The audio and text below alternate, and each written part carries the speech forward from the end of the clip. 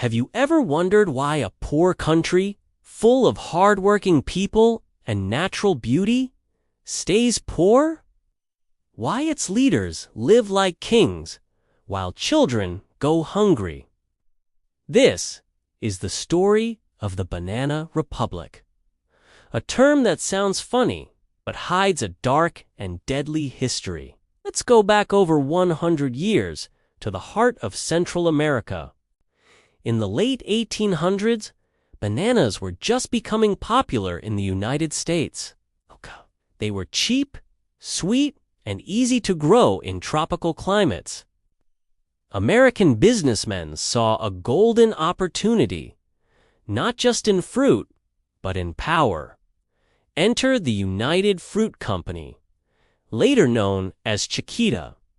It started as a banana importer, but soon it became much more. They bought huge pieces of land in poor countries like Honduras, Guatemala, Costa Rica, Nicaragua, and Colombia. But they didn't just grow bananas. They built railroads, ports, and entire towns, not for the people, but to control the banana empire. They also bribed local leaders, controlled the courts, and even had their own police force. With money came influence. They were so powerful that they could control governments. They supported leaders who followed their orders. If a president refused, they helped remove him, sometimes with the help of the U.S. government. In Honduras, United Fruit paid no taxes, owned all the best land, and crushed worker protests. The local government was powerless. It was a puppet. One American writer, O. Henry, visited Honduras and saw what was happening. He called it a banana republic, a country where a foreign company and a few rich families control everything, while the people suffer. That term stuck. But not everyone stayed silent. In 1928, in Colombia, workers for United Fruit Company went on strike. They wanted better pay and human rights. The company didn't listen. Instead, they called the Colombian army.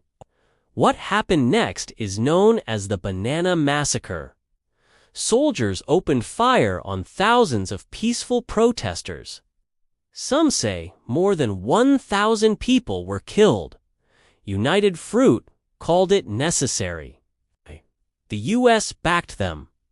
In Guatemala, a new leader, President Jacobo Arbenz, tried to take land back from United Fruit and give it to poor farmers. The company panicked. They launched a media campaign in the U.S., calling Arbenz a communist. The CIA stepped in. In 1954, Arbenz was overthrown in a coup, not by his people, but by American-backed forces. Why? Because he challenged the banana empire. For over 100 years, these countries were stuck in a cycle. Foreign companies control the land. The elite grow rich. The people get nothing. Schools, hospitals, clean water. None of these were priorities. Instead of building the country, the government protected banana profits. In some places, the United Fruit Company owned more land than the poorest 20% of the population. They set the rules. They made the laws. They even grew their own private armies. If anyone tried to fight back, they were silenced. Leaders were assassinated. Protesters were killed. And the cycle continued. This is why even today, many of these nations still struggle with poverty, corruption, and weak democracy. The term Banana Republic became a symbol, not just for countries with bananas, but for any country where the economy is controlled by a few and the people have no voice. Today, companies like Chiquita and Dole still exist.